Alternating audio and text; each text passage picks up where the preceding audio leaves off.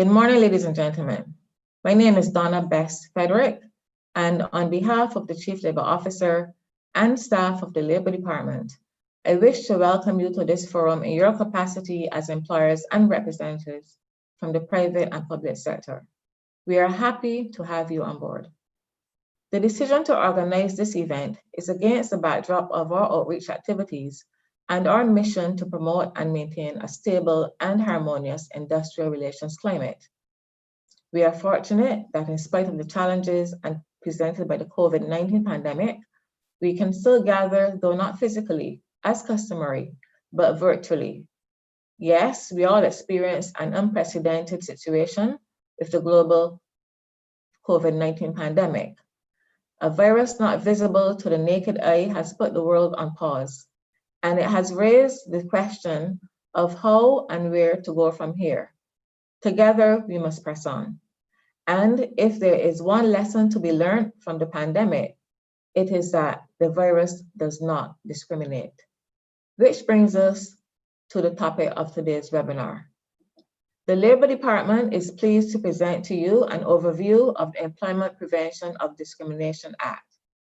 This piece of legislation treats to the prevention of employees and prospective employees from being discriminated against in any of the following areas: race, origin, color, sex and sexual orientation, marital and domestic partnership status, medical condition, age, creed, political and social status, trade union affiliation, pregnancy and maternity, family responsibility, disability, and physical features.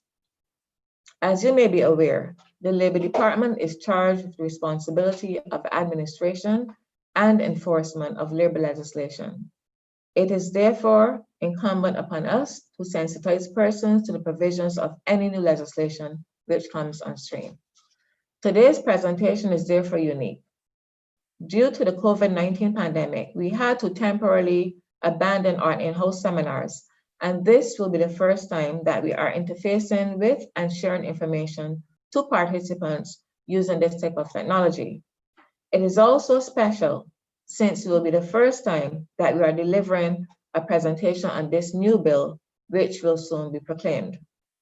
Being mindful of this and our need to further explore the depths of this legislation in order to be well-grounded, we are asking for your consideration and cooperation as we venture into uncharted waters.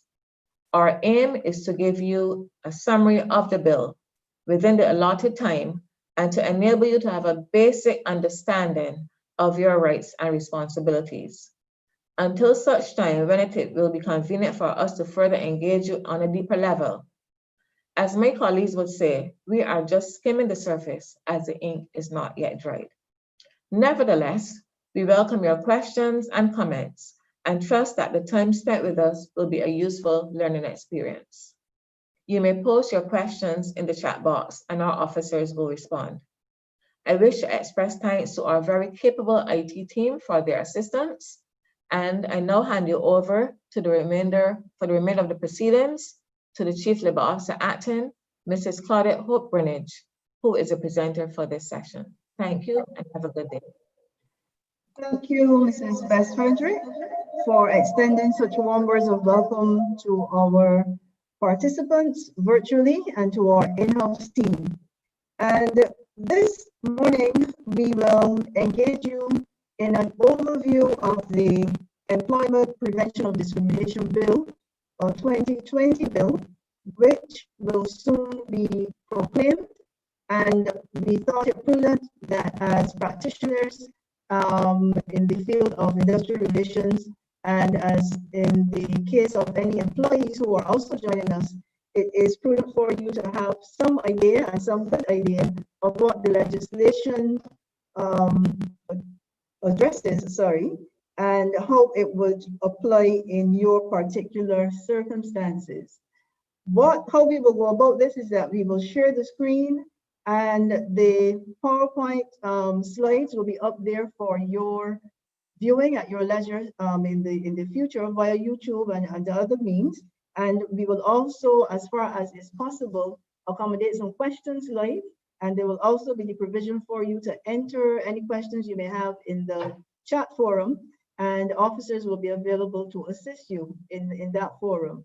Should there be a question that needs something much deeper than we can afford during the course of this presentation, we commit to getting back to you with the answer to your question.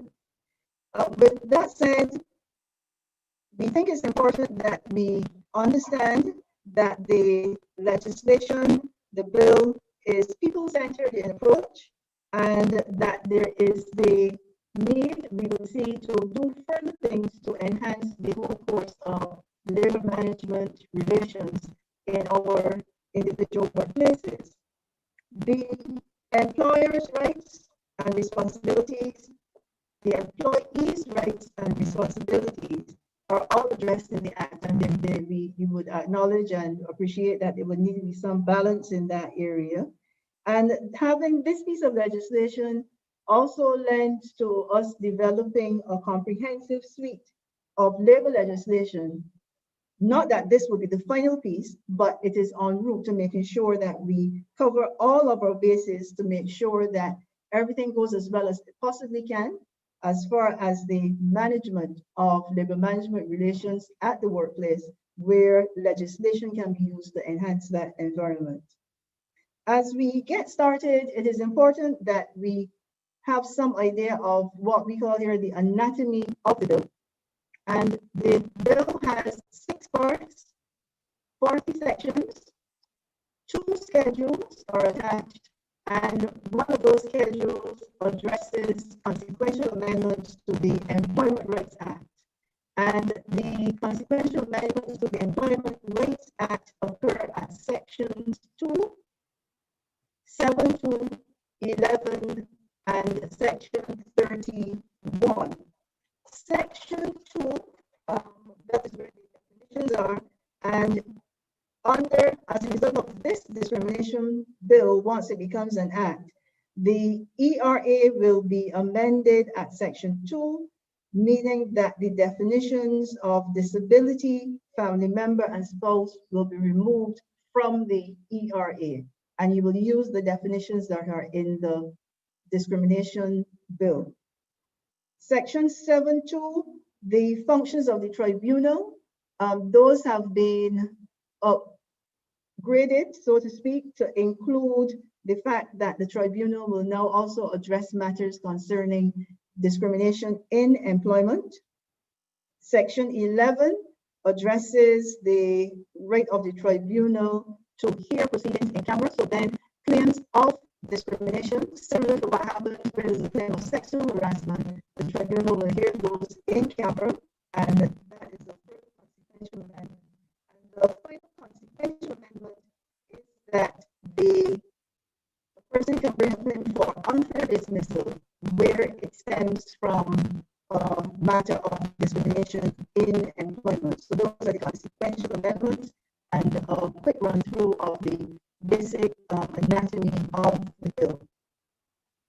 We can now move on to the interpretation, which is where we look at how things and terms are defined in the Act. And business, you will see business defined rather than simply workplace. And that is to give wide breadth and scope to the application of the Act. And the term business, as you see there, includes any trade or profession and any activity carried on by a body of persons, whether cooperated or incorporated. So small operations, large corporations, following strict guidance rules under the incorporation of companies and so on, whatever the size of your organization, your employing persons, they have rights and responsibilities. You are the employer, you have rights and responsibilities. This legislation will apply. Complaint is also defined detriment.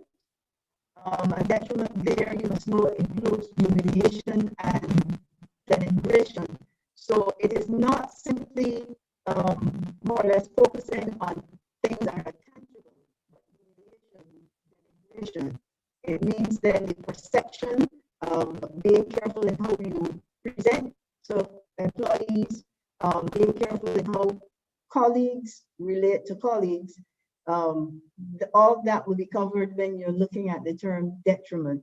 Discriminate is also defined in the Act. Employer and employee, those terms are defined, and they are defined in the same way that they are in the Employment Rights Act. And that is with a view to making sure there's some consistency across the various pieces of labor legislation. Family responsibility and domestic partnership, they are also defined in the Act. This list here is not exhaustive, so you're encouraged, of course, to get a copy of the bill or a copy of the Act when it becomes the Act, and you'll see the full suite of definitions there, which will help us to interpret the bill. We move on now to the meaning of discrimination. And discrimination may mean things, different things to different people for various reasons, a multitude of reasons. But to ensure again consistency and commonness of purpose, so to speak, then the meaning of discrimination is defined at Section 3. And discrimination, you can look at it in, if you want to say it, two ways. There's the general, then there's the specific. If we look then at the first one here, under the meaning of discrimination, where discrimination is seen as the exercise of a distinction, an exclusion, or a preference, whether it is intended or not. So you may not intend to distinguish between this person and that person, or this function and that function. You may not mean to exclude, or you may not mean to do something that comes over as preferential treatment. But whether or not that is the case, and what you have done resulted then in disadvantage or restriction on the person or some other detriment, then discrimination can result, where that direct or indirect action then subjects that person to treatment or type of behavior that deems it an act of discrimination. Now, the grounds of discrimination are listed at the Act, in the Act, and they're by no means exhaustive because things change, circumstances change, the world of work changes. So the grounds are listed at Section 3.2, and where a ground listed at Section 3.2 applies, then the person can forward advance their claim. Where because of a ground, still at Section 3.2, a person is not able to comply with a request, with an order, with a particular function, then discrimination can be seen to be resulting in that case.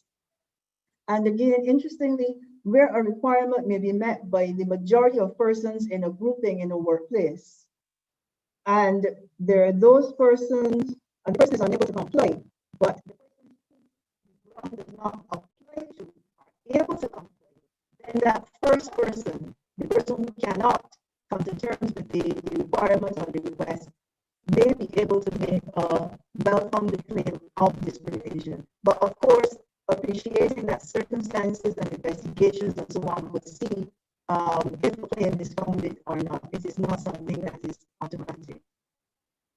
In some cases, there may be a requirement that is deemed unreasonable in a particular circumstance. It may be something to do with maybe a request made on a person who has a particular family responsibility, for example, and for whatever reason they cannot comply or they cannot meet a certain requirement, then depending on what is happening in the situation, it may lead a person to determine that they may need to make a claim for discrimination. So discrimination may be direct or it may be indirect.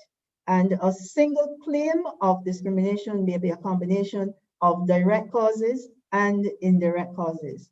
So yes, looking at discrimination is a complex but not complicated matter if we accept and understand our roles and our responsibilities as employers and employees. Going on, still looking again at the meaning of discrimination and the actual list of grounds now. You will see here there are more than 10, more than 12. There are quite a few grounds, and as I said before, the list is not exhaustive. So race, origin, the two are different. Political opinion, trade union affiliation, color, creed, and creed is explained further in the legislation. Sex, sexual orientation, social status, marital status are all grounds that a person can bring a claim of discrimination on, so to speak. Domestic partnership status, pregnancy, matters to do with pregnancy, maternity, family. Those are also grounds. There's also the question of medical condition, a person being discriminated against because of a particular medical condition that the person may be exhibiting or has reported, disability, age, and the physical feature. So this list of grounds, I must underscore, is by no means exhaustive, given the way in which things change on a daily basis around the world, in our own country, and definitely within workplaces. We're still on the meaning of discrimination. Quite a bit of emphasis went into making sure that we cover all the possibilities as far as what discrimination can look like, or what is discrimination. And for the purposes of the Act, if a person claims to have been discriminated against on multiple grounds, more than one of the lists we presented before, the listed ground is the basis for the claim if it is the main reason for the claim. So you may report to an employee, may report several grounds or several factors claiming discrimination. If then one of the grounds listed is included in the basis for the claim and it is the main reason for the claim, then it goes forward. Not that you ignore the other things that the person has said, but you need to look at the claim and make the claim in the context of the legislation. Now, mistaken assumption, you must be careful to acknowledge this. A mistaken assumption can lead to a claim of discrimination. So being careful with actions and words. Remember, we talked about discrimination being humiliation and denigration.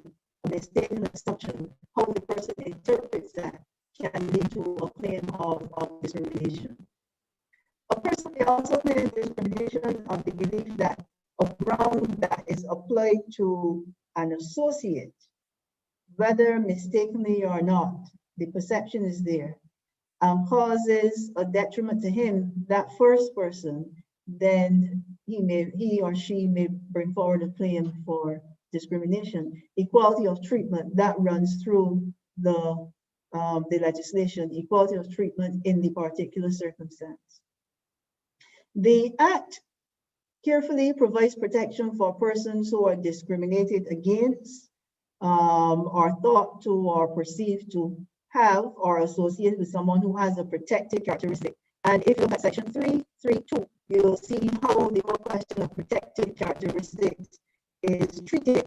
But some examples are trade union affiliation, being treated in this way or that way because of perceived association or real association with trade union.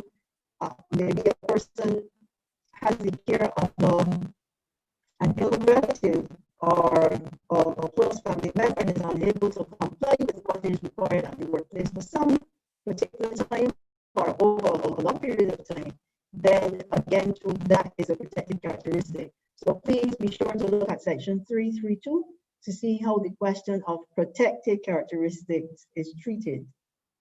Earlier, I mentioned creed as one of the grounds, and in the legislation, creed has a specific meaning. So when you're looking at creed as one of those characteristics, creed is specified as looking at appearance or dress as required by or symbolic of a particular creed. In layman's language, you may say belief. And also looking at the requirement to alter a person's appearance or dress to conform with another person's creed. So I have my creed, you have your creed, employer, employee. I'm not to be required. I as the employee, for example, to change my appearance or dress if that is part of the creed to fit in with the employer's creed. Under that or in those circumstances, a claim of discrimination may be brought and may very well be founded. Now, as far as the prevention of discrimination is concerned, it is looked at on various levels. It is looked at before you actually become an employee, before a person actually becomes an employee. It is also looked at when the person becomes an employee naturally. So in relation to job creation and recruitment, which is at section 4 of the bill, an employer is not to discriminate, actually shall not discriminate in the creation of jobs, in the making of arrangements for determining who should be offered employment, in the advertising of opportunities. What are your job advertisements looking like? Are you requesting you only want persons who are this tall, this short, of this race, of that race? Are you doing that? Is it something that is absolutely necessary for the work that you are doing? And we will get to that and we see how that will apply. An employer shall not discriminate in the determination on who is offered employment, but this is in no way to be interpreted in that an employer is going to be restricted in who he or she employs. Again, when we go further down, we will see how that happens. But not just canceling a person out from a process on a ground where they can claim discrimination just because. Again, the employer shall not discriminate in the terms or conditions of a job offer. And here we can think of examples like start time. Is it something that is reasonable? Is it something that can be complied with? One that has been in the air internationally recently, like maybe over the last year or so, is pay for work of the same or equal value. Are you paying persons who do the same work, the same money? And here, this is where, as employers particularly, the value of job evaluations then comes to the fore, so that you know you have position X, position Y. Are they doing, yes, they're different titles, but what is the work of what they're doing? And that helps you to manage this aspect a bit better. Retirement age is also looking at the terms and conditions of job offer in terms of prevention of discrimination at the workplace in relation to job creation and recruitment. These are just some of the areas where, that come to mind, where at the job creation and recruitment stage, employers and employees will want to be conscious of and be careful with. Employment agencies are also addressed in the legislation as far as discrimination is concerned. Employment agencies are very much a part of the labor administration system. They provide services and so on in the way in which they help persons source or get ready for employment in some cases. And an employment agency shall not discriminate in the provision of services. And that is a general statement in the Act. And they should not also discriminate based on the terms and conditions on which the services are offered. You may look at things like affordability. Are persons priced out of the market because they can't afford to access a particular service? How is the service being provided? Is it provided in a way in which there can be accessibility by those who need or want to provide it or access it? Sorry. And also the manner of facilitating employment. The employment agency needs to think on those 4 things. Interestingly, we must note that an employment agency does not have a duty to ensure compliance of the receiving employer in relation to discrimination. So I'll say that for emphasis, the employment agency does not have a duty to ensure compliance of the receiving employer. The person who we are talking about here in relation to the prevention of discrimination at the recruitment and job creation stage, it is interesting and important to note that we go between using the term person and employee. So a person may be an employee or a potential employee. And for the purposes of this section 4, the prevention of discrimination in creation and recruitment, it is that you're looking at the person who is the job seeker and making sure that person has equal and good opportunity to access services and to be employed. Going on further, still looking at the root of discrimination, and they said there was quite a bit of thought that went into making sure that all the bases were covered in terms of being absolutely certain of what discrimination means in our context. So the question of preventing discrimination in relation to job creation and recruitment, that's where we last stopped. So now we're moving on to the prevention of discrimination in employment. The person is in the job now. What happens there? The responsibility shifts a bit as far as the employer is concerned, but some of the same terms are retained. Terms and conditions of employment. As the employee, of course, they're absolutely important. So you need to make sure there's equal treatment there. The provision of facilities and services. If an employer recruits a person with particular characteristics, maybe a person who has a particular disability, a particular responsibility, these things you know at the recruitment stage. You have recruited the person, you now have the responsibility to cater to the needs as far as is reasonably practicable in the provision of facilities and services as far as those persons are concerned. Again, the employer shall not discriminate by denying or restricting access to opportunities for promotion, transfer, and training. These are fundamental things in the employment relationship, making sure that persons are being enabled as far as being able to advance in employment and having fair access to do that.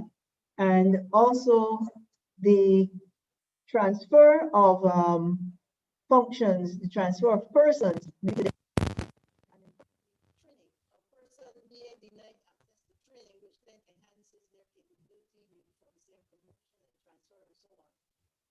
be treated fairly. Again, disciplinary action or dismissal, employer, you're not to discriminate along these factors. It is important we know coming out of the Employment Rights Act situation where discipline has to be meted out or treated in a particular way according to that schedule in the ERA, for example. And there must be some consistency. So inconsistency in treatment when you're looking at disciplinary action and maybe up to and including dismissal can lead to a claim for discrimination. The section 5 simply lists other detriment. Again, that goes back to the whole situation where things change and change rapidly in the world of work. The listing at section 5 is not exhaustive. Therefore, other detriment. And this allows some room for the legislation to grow, so to speak, so that as things develop, then the legislation will be still relevant and able to handle the situations that arise. Now, the legislation looks at certain prohibitions as far as the employee is concerned. And one that concerns persons, perhaps on a daily basis, and those evidence would say, is that the provisions in section 6, which are subject to the provisions in section 8, which deals with genuine occupational qualification, will apply. But again, that is one we will soon get to section 8, and you will see how that is, how it fits in here. But except in the case of genuine occupational qualification, an employee is not to be required to answer questions nor undergo tests for a medical condition as a precondition for taking up a contract or continuance of employment. Continuance of employment is there in bold because we know that from time to time, there may be those cases where a person has gone on certified sick leave, usually certified sick leave, the person returns. And there may be the question, is this person fit to continue or is this person not fit to continue? That is where then you need to ask yourself as the employer and perhaps as the employee too, what the Section 8 say about genuine occupational qualification in relation to medical testing.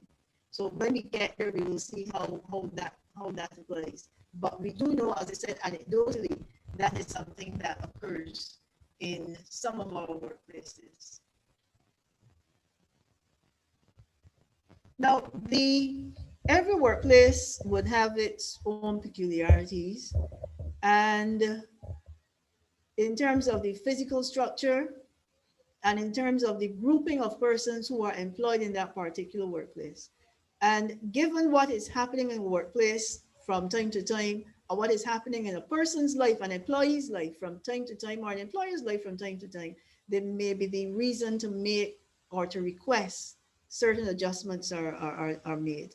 These adjustments may be things to physical structure, maybe things to workstation, maybe adjustments to the flow of work, for example, a particular task. It may be in requesting some difference when it comes to the time of reporting. Flexi time comes to mind. So there are all those things. But the legislation provides facility to look at this thing and would instruct that an employer shall act on reasonable requests according to the particular circumstance where there's a request for adjustment on the ground of, and the grounds are specified: creed, sex, sexual orientation, pregnancy, maternity, family responsibility, medical condition, disability, or physical feature.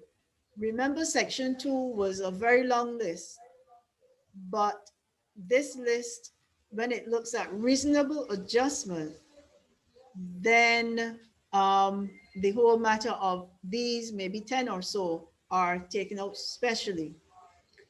So where the ground applies in the case of these, this listing here, including creed, sex, and so on, and failure to make adjustment would result in less favorable treatment for the requesting employee in comparison with a person to whom the request would not normally apply, would be treated in similar circumstances, then the employer really should be looking at how he can accommodate, how she can accommodate that reasonable request.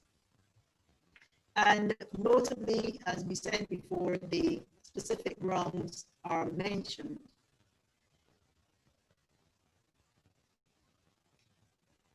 Moving on then to the exceptions, and this is where we get to that Section 8 that I mentioned earlier, where we look at genuine occupational qualification. And we're taking sections 8 to 22 as a block, so to speak, because this is now where we are getting into exceptions to what would be considered grounds for discrimination or circumstances where the employer may be exempted from doing certain things because of what sections 8 to 22 would outline. So up to this point, we've had what discrimination can look like, how it applies in the pre-employment, within employment, how it also looks to an employment agency who is assisting. We've looked at there being a suite of definitions in the interpretation section of the Act. We now come to these exceptions in this block from 8 to 22. Genuine occupational qualification, which we will then from now refer to it as GOQ, is an inherent requirement of a particular position or post or job or task. And we do have, we can come up with many examples of those. And distinction, exclusion, and preference is not to be considered as discrimination in the case where GOQ is applied and is absolutely relevant. Remember distinction, exclusion, and preference earlier. If you show those things or are seen to be doing those things, they can be a claim. So now here we are seeing that where you do the distinction, the exclusion, or the preference, in the instance where genuine occupational qualification is absolutely necessary, then it would not be considered a discriminatory action. Now, there's provision of protection for the employer regarding requests on medical tests and sex in some circumstances. Medical tests, which we looked at back at section 6, the employer is, in the case of genuine occupational qualification, may have to ask the person to do a particular thing to determine a particular test, to determine if he or she is able to continue. The particular task, for example, may require a particular level of dexterity. It may require a particular mental capacity. So we have the tangible and we have the intangible, but both things are measurable and may be genuine occupational qualification for the particular job that you're doing. If your dexterity is not at whatever level it is supposed to be at for that particular job, maybe there will be a question of a safety hazard, for example. If your psychological capacity is not where it should be for a particular task, in terms of genuine qualification, maybe you can cause, something untoward to happen. Sex is also to be taken as GOQ in those instances where the physical attributes of a particular sex, excluding stamina and strength, is then something that is quite relevant. And generally, from a safety health perspective, for example, males are generally known to have a higher upper body strength than females, but there will be that female who can still, based on maybe level of fitness or whatever, or just happenstance, can happen to have the same upper body strength as a male. So these are some of the real concerns that will come for employers when you're particularly looking at sex to be taken as a GOQ, for example. But of course, when we go back to our examples of looking at the job evaluation and the design of the task and so on, you can see that it does not mean that any person has to be disadvantaged or will be disadvantaged. It is how you apply what is supposed to occur in the particular circumstance. Now, sometimes sex can be taken as a GOQ where there's a need to preserve privacy and decency in certain circumstances. And what really came to our minds was the question of body searches for security purposes and so on, where the convention is males would execute body searches on males and females on females rather than having the exchange of sexes more or less. And also in healthcare, you may find that in healthcare facilities, it is advisable because of the nature of the care to be given where perhaps female healthcare providers need to service this particular group, male healthcare workers need to service a particular group. But again, institutional requirements and conventions will be at play here. The nature of the undertaking is also a factor to consider. And in those instances where you're catering to welfare, health, and education of a particular sex, it may be determined based on the design of the particular role or job or task that those facets are best performed by persons of a particular sex. At this point, when you're looking at genuine occupational qualification and so on, as employers, some of you would have your job design laid out so you know exactly what is happening. Some others may need some assistance. So what I can draw your attention to at this point here is if you finally need to look at a particular task or job against the whole question of GOQ. We have here in Barbados the Barbados Standard Occupational Qualification publication available from our ministry. Ministry of Labor and Social Partnership Relations, which gives you some information on those key facets that go into a particular job when you're looking at skill, knowledge, and so on. And there's also the international version of that document, which by now I believe you may be able to access on the internet. So there's the ISOC and there's the BARSOC. So you can look at those, and those will be particularly useful for small organizations, but perhaps larger organizations as well. Our next area of interest still continues in this section 8 to 22 with the exceptions, where at section 9, an employer is relieved from making certain adjustments, those reasonable adjustments, in relation to section 4, section 5, and section 7. And the section allows for the claim to be assessed, where the employer says, a request is made, but they can't meet it. So in assessing the claim of unjustifiable hardship, which prevents the employer from making a particular adjustment, there are certain factors that will be taken into account, and they're listed there: the nature of the benefit or the detriment that is likely to occur, the financial cost, financial situation of the employer, and if financial assistance and other assistance is required to mitigate the circumstance, availability, where the employer may be able to show, of course, with good reason, that the financial assistance or what he needs is not available, the expertise is not here, the finance is just not available. So there is an out for the employer, if you want to term it that. But of course, that provision is assessed against the three things listed there. The measures to achieve equality are not to be seen as the exercise of discriminatory practices under circumstances. So where a factor is designed to achieve equality of opportunity, then the claim for discrimination would not arise. So for example, there is positive discrimination to promote equality for disadvantaged groups, whatever those disadvantaged groups happen to be. There may be measures that the employer puts in place that are fair and proportionate to promote equality of opportunity. And this is where you're looking at maybe achieving balance in a certain situation in the workplace or in an occupational grouping.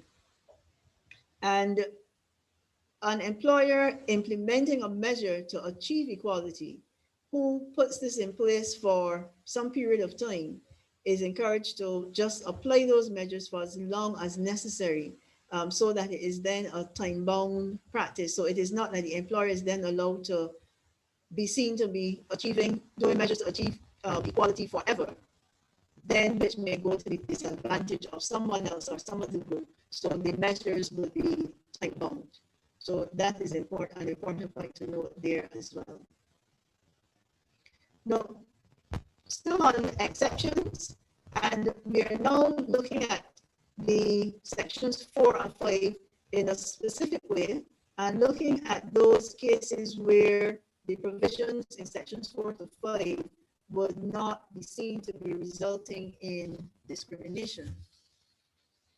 So if we look at the care of minors, for example, the care of minors at section 11, discrimination may be reasonably necessary to assure their physical, psychological, and emotional well-being. So an employer with good reason and with good intention maybe hires persons of a certain age, a certain sex, a certain type of training or something.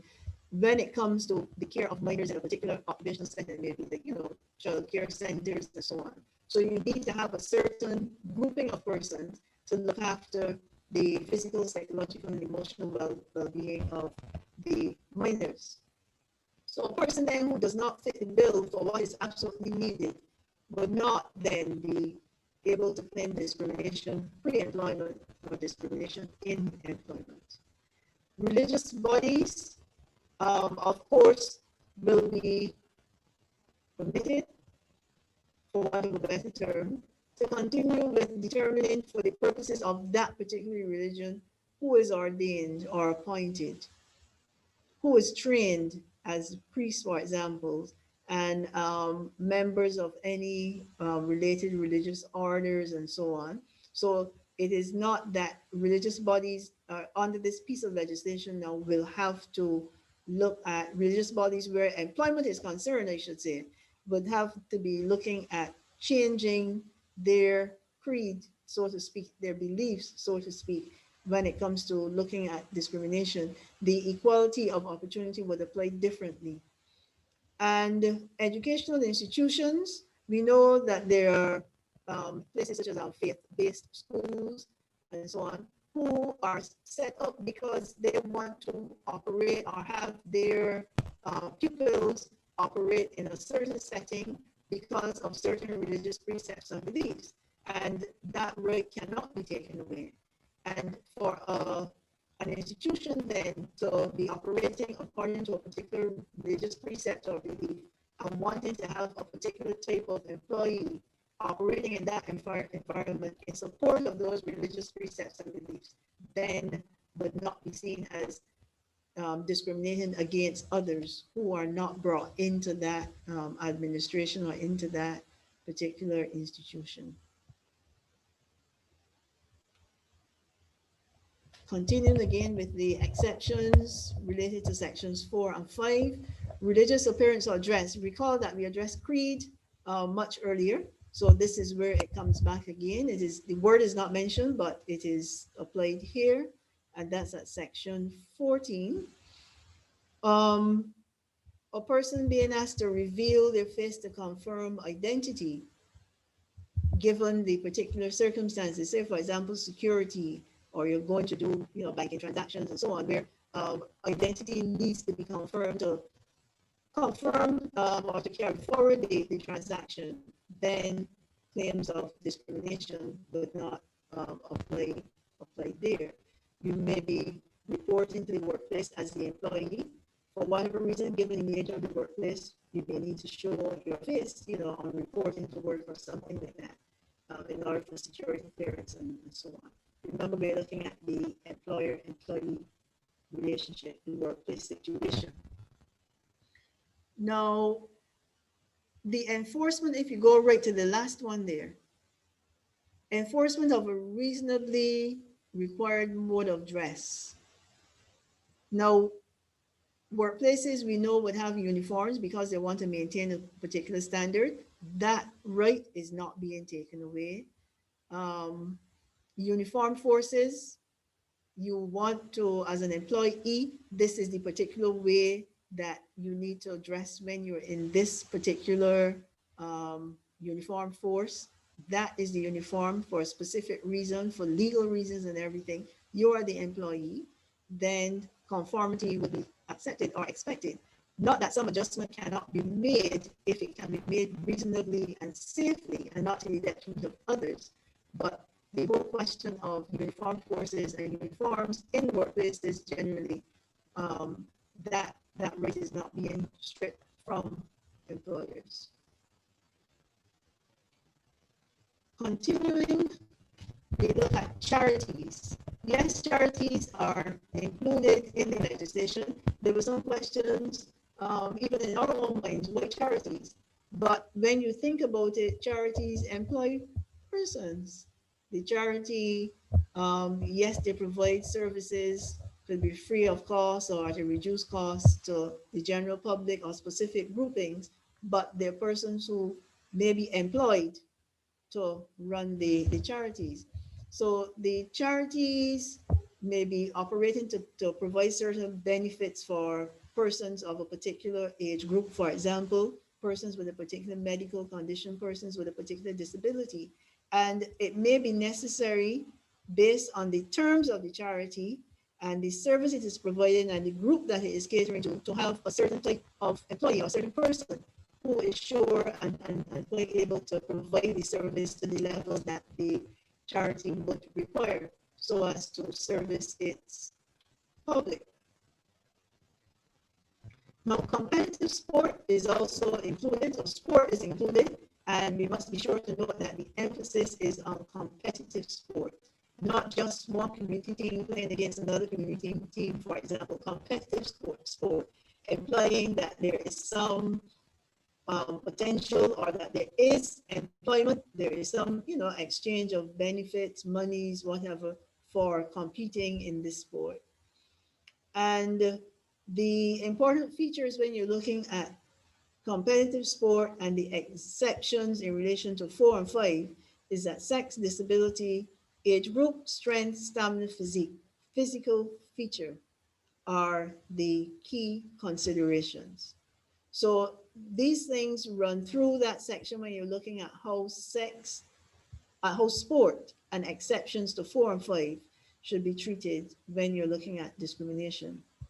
So that section 16 would indicate that exclusion on the ground of sex is permissible in a competitive sport. Remember, competitive sport is where we are focused, where strength, stamina, and physique are relevant to the outcome of a competition. An example was raised internally. For example, look at rugby, the game of rugby, where because of the nature of the sport, physique is probably one of the key things in being a rugby player.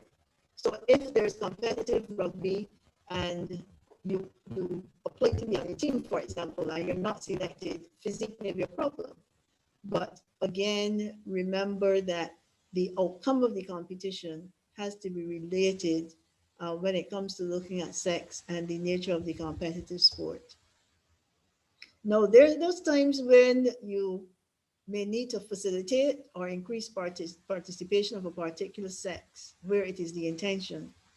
And it may be that persons may not be likely to participate or have the chance to participate in the particular sport without the preferential treatment being given to them. Hence, you may then have counterpart male and female teams and so on. Again, in relation to that preferential treatment, in the case of those persons of the particular sex where you are more or less designing it so that they participate, then those who are excluded from that preferential treatment must have access to a reasonable opportunity in another level or in another competition for the same sport. So you are excluded because of something to do with sex, but that particular sex that is excluded must have good opportunity to access the same sport in another competition. Again, where there is separation that is required to accommodate advancement to a higher level of a competition, those who are excluded must have the opportunity to participate in another competition. So you are excluded from the first division team, for example, but that may be because of your skill or level of involvement in the team, whatever the criteria may be, but there is some provision where you can operate and still perform in this competitive sport, albeit at another level. In the case of disability under the area of sport, exclusion is permissible where the person does not have the required physical or intellectual attribute, or if the sport is conducted for persons of a particular disability and the person who is seeking inclusion does not have that disability, then that person seeking the inclusion would not then be able to make a claim for discrimination. For example, say for example, is the cricket team, blind cricket, it is specifically for those persons. And if you look at this section, you can see that that fits beautifully in this section. There is a game, a version of the game specifically for those persons because of the limitation or the particular disability, they cannot operate in the other form of the game. So then it cannot be that you're discriminated against if you're not allowed to participate in their form when it comes to blind cricket, for example. A particular age group may be excluded from a sport, maybe health reasons, for example, why persons of a certain age, based on scientific data and so on, would not be allowed to participate in a competitive, particular competitive sport. And finally, exclusion may occur where a particular physical feature, and we looked at the example of the rugby player, is relevant to a particular outcome. The visual and performing arts, we thought of everything. Visual and performing arts, that's included. That's a growing area of employment, and discrimination, of course, can be possible. It is an area where many persons are employed and some focus is being placed. And interestingly, the legislation is careful to point out that visual and performing arts involves modeling. So it's not just the singing, dancing, acting. It involves modeling. So you see the legislation is going, is all embracing, going as wide as would be possible to ensure we capture everyone who would be engaged in whatever form of employment. So in the case of visual and performing arts, discrimination is permissible on grounds of age, race, sex, or color for reasons of authenticity. A director or producer may be casting a particular part, a particular role, and wants that role to be truly representative of the circumstance that he's portraying. So there may be a need to look for a person of a particular age, particular race, particular sex, particular color, to make sure that what he presents or what she presents is as authentic as possible. And also there may be the question of physical feature. You're casting the role, you may need to have, you're representing Mr. X or Miss Y, who is 6 feet tall. So it would really be out of the norm to then cast a person who may be 4 feet 5 or, things of that nature. Insurance, as far as insurance is concerned, we know that workplaces would offer medical insurance facilities and so on for employees in employment, and maybe, for some time after the person has left the workplace. But the terms of the policies and so on may not always be in the control of an employer. The employer has to fit into the terms of the industry. So that is where discrimination may be permissible on the ground of sex, age, medical condition. We all know that some unfortunate circumstance arises where persons with a particular medical condition may not be able to access a particular type of insurance or a particular plan. Discrimination where the reason and the rationale is well founded, not just because I think you should be, then discrimination would be permissible there.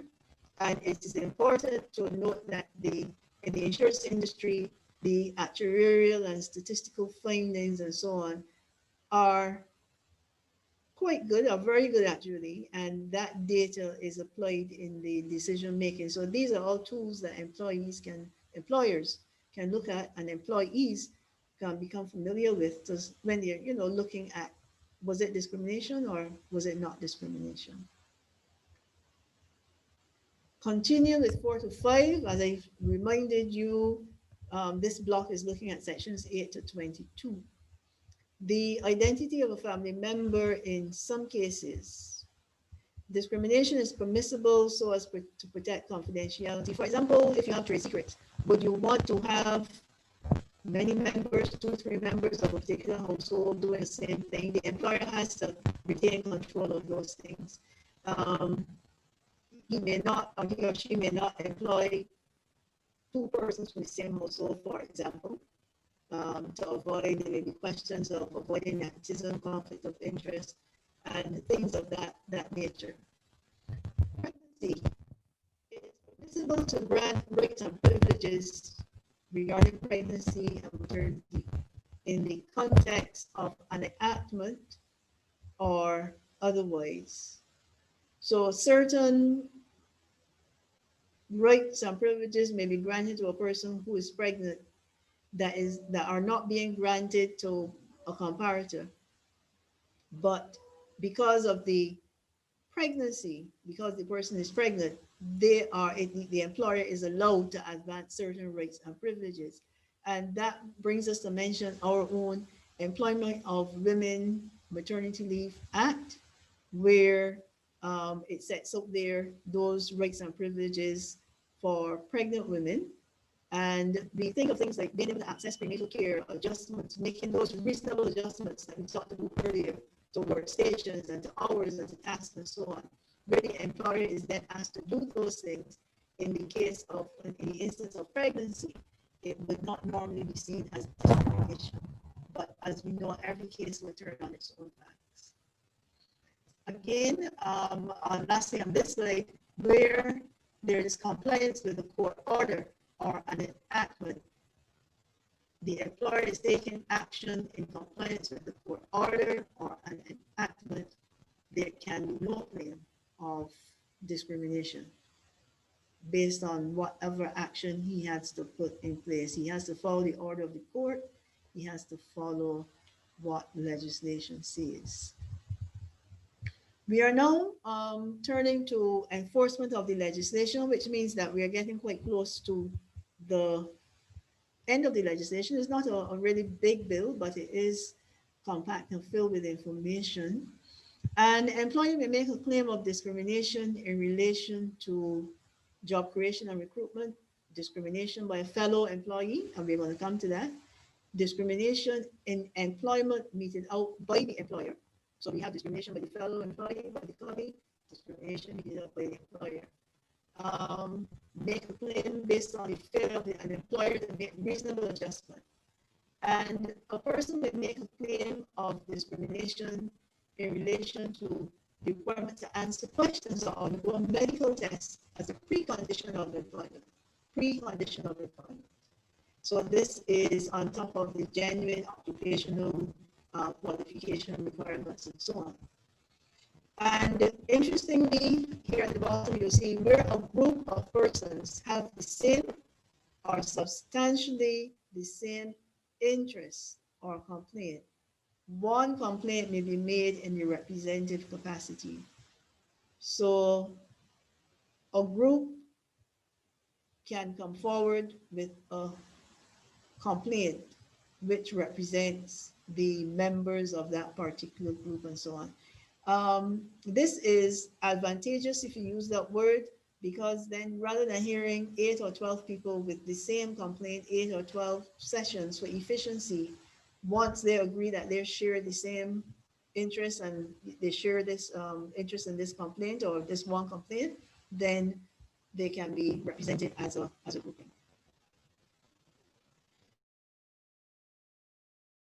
To go, we look at the procedure for handling the complaint of discrimination by a fellow employee on another. And the process is set up clearly here. The offended employee makes a written complaint. The complaint must be written to the employer within 3 months of the occurrence. The employer has the duty to inform the alleged offender, it also in writing. And just give a brief outline of the complaint. The employer has the responsibility to investigate. If the employer finds that the discrimination occurred, then the employer must take disciplinary action against the offending employee. At the workplace level, employers will determine what type of action you will take. The Act does not prescribe that. And where the employer finds that discrimination did not occur, he or she would need to inform the complainant and the alleged offending employee and give reasons for a decision. This all lends to transparency. If discrimination continues after a complaint is made, or if action is taken by the employer, the offended employee then has the right to forward a written complaint to the tribunal via the Chief Labor Officer within 3 months of the date of the occurrence. So the whole question of the process as it relates to fellow employee and fellow employee was important to highlight that, so that employers and employees know for sure what has to happen at the level of the workplace. We are trying to solve problems at the level of the workplace. Not that there isn't recourse, but you try to, maintain operations and relations among colleagues in such a way that you can ably manage things at your workplace with the assistance that may be necessary. The role of the Employment Rights Tribunal and the Chief Labor Officer, those roles are outlined in sections 29 to 33, and you should get your hands on a copy of the legislation and go through and read those provisions there. They're quite similar to what happens under the ERA, and it is the point where we start here that the ERA, the Employment Rights Tribunal, under the ERA has standing in determining claims of discrimination. And interestingly, a person may complain to the tribunal, and that person may be an employee or a potential employee. And the complaints to the ERT and or to the employer are to be lodged in writing, and the complaints proceed to the tribunal via the Chief Labor Officer. And following from that, a complaint is deemed to have been made to the tribunal on the date that it is brought to the attention of the Chief Labor Officer. I encourage you to look at section 30 to read the full text of that particular section. The complaint, once it comes to the Chief Labor Officer, is handled in accordance with sections 43 and 44 of the ERA using conciliation. So the conciliation process that we now practice would be applied there. And where the ERT finds that a complaint is well-founded, then that body may order certain things, or the employer to do certain things, and it is an order. And those things would include, could be the payment of compensation to the offended person, for the employer to facilitate or participate in specific counseling, or maybe that the employer may be required to provide the complainant with specific opportunities or privileges that maybe were the things that led to the claim, restoring, so to speak, in that regard. Now, as is similar to sexual harassment, the ERA and claims under those two pieces of legislation, there are time limits for how things are reported at the workplace and how they're treated by the Labor Department and by the ERT. A complaint to the tribunal must be submitted within 3 months from the date of the occurrence in relation to discrimination in job creation and recruitment. So there's a 3-month window for persons to maybe mull things over in their mind or to get their things together and determine what they want to do about what has happened at the workplace. And the employer, he she must receive the complaint internally, must be forwarded to the employer within 3 months from the date of the occurrence as well. So generally, reporting in the Act, there is generally a 3-month period when you're reporting to the tribunal, to the CLO, internally. 3 months is a common thread in the Act. Now, in terms of discrimination, there are certain records that need to be kept, and namely a confidential register. And there's also, for efficiency and making sure that things are dealt with in a common way across workplaces and within workplaces, there is the requirement to have the workplace policy in place. And if we look at the confidential register first, the Chief Labor Officer is requested or must maintain, in keeping with the provisions of the Act, a confidential register of complaints. And that register must contain the name and address of the complainant, the ground of the discrimination that the complainant is claiming, and a summary of the facts of the actual complaint. And that will be kept and maintained confidentially at the level of the department. The workplace policy is, there are certain features of the workplace policy. And this compares very well with the similar workplace policy under the sexual harassment legislation, where the policy must be written, it must be site specific.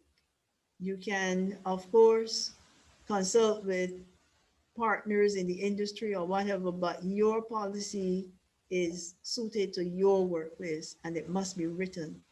Rights and responsibilities of the parties, employer, employee, must be outlined. It must be available to each employee when that employee commences employment, and in any event within 6 months of the act coming into operation, within 6 months of being proclaimed, all employees should have in their hands a written site-specific policy. The employer wants to give you the policy is to assure that the employees understand the policy. So this will be where you have your review sessions, your information sessions on your particular policy to make sure that persons understand what it is, why it is being given, what it is about, what are their roles, what are your roles as the employer. Notably, where an employer fails to introduce a policy in keeping with the legislation, he or she is liable to a fine of $5,000 or 6 months imprisonment or both. The policy statement, the template is, or the outline of the content is located at the first schedule to the act. For those who may not be familiar, that's at the very end of the act. And you will see here the list of what the policy should include. And we would want you to note that the first schedule gives guidance on the policy, yes. And here at the department, within the ministry, we have designed a template policy, and that will be made available to you as soon as we have fine-tuned all the little areas, making sure that our references are correct and so on. But that policy will be available, and you can look for that, and you can also interface with us to get your hands on that policy. Two important matters as we come near to a close of the actual PowerPoint presentation before we get to any quick questions that you may have. The confidentiality. The employer is to make sure that any medical records that are related to the administration of this piece of legislation are kept and handled confidentially. And those records are not to be revealed except with the consent of the employee to whom they apply, or if there's a need to conform to an order of the tribunal or a court or an enactment. So confidentiality is recognized as an extremely important feature under this piece of legislation. And where a person may have participated in investigations or testified at the tribunal in relation to a matter under this act, victimization is not to occur and will not be tolerated. And the fine attached here is the highest in the piece of legislation. That fine being $20,000 or imprisonment for 2 years or both in the case of victimization, where victimization is well-founded. Now, we have come to section 37, which is the end of the legislation except for the schedules. And what we can look at here is pretty much summing up the bill, what it is to feel like, what it is to look like, what it is to convey. And the bill has application prior to and during employment. So discrimination can occur at the pre-recruitment stage and of course during employment. And the legislation in its design, once you have a chance to really go through and read it in detail, incorporates reasonableness. What is reasonable on the part of the employer, on the part of the employee requesting one of another. And also balance is built into the legislation, balancing what requests are made against what can be afforded, again, either on the part of the employer or the employee. But reasonableness and balance are two of the themes that run through the legislation. And this legislation can be described as being people-centered, and it requires the exercise of dialogue. It underscores the need for dialogue at the level of the workplace to address issues. And that can't be emphasized enough. But of course, it makes provision for resort to independent dispute resolution machinery if things can't be handled at the workplace. And that dispute resolution machinery is available at the level of the chief labor officer through conciliation. But even before you get to conciliation, there could be the requesting of advice and so on. And at the level of the employment rights tribunal, where there is the capacity to make certain orders in relation to claims of unfair dismissal. So we have pretty much gone through, given you the overview, and that would then take us through now to the point where we can entertain any questions that you may have. Some of you may have been entering questions in the chat, and the officers will be responding to you as fast and as best they could. If for some reason your question is not answered, the response will be forwarded to you. But if there are any quick questions amongst those on the floor in the next 10 minutes that we have, we can, of course, accommodate them as best we could.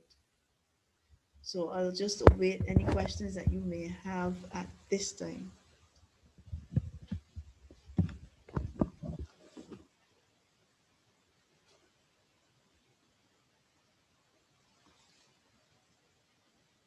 We don't hear any live questions coming. So at this point, what I will want to encourage persons to do is to avail themselves of a copy of the bill, and avail yourself of a copy of the act. The department is ready, willing, and available to answer your queries in relation to the act. Now, the officers are available right now, and you can ask us those questions where you would find it necessary. And remember that with this piece of legislation, you need to read it together with the Employment Rights Act because of those consequential amendments, and also the actual process for handling some of the other matters, including the interpretation and so on. So are there any questions for us?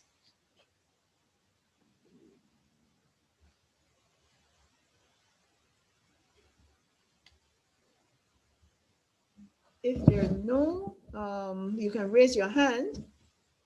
If I see your raised hand, I would know that you want to ask a question.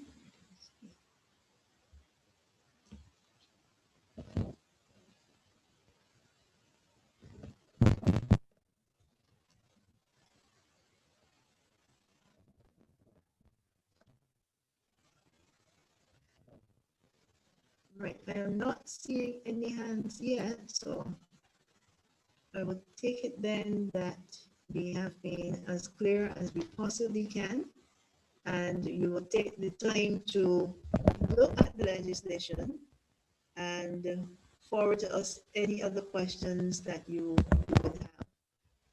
So for all intents and purposes, then we have gone through the overview of the Employment Prevention of Discrimination Bill 2020. And thank you for being an attentive audience, and trust that we are available here at the Labor Department of the Ministry of Labor and Social Partnership Relations to lend assistance as we together navigate this new piece of groundbreaking legislation in our suite of provisions for labor management relations. With that, I say thank you once again.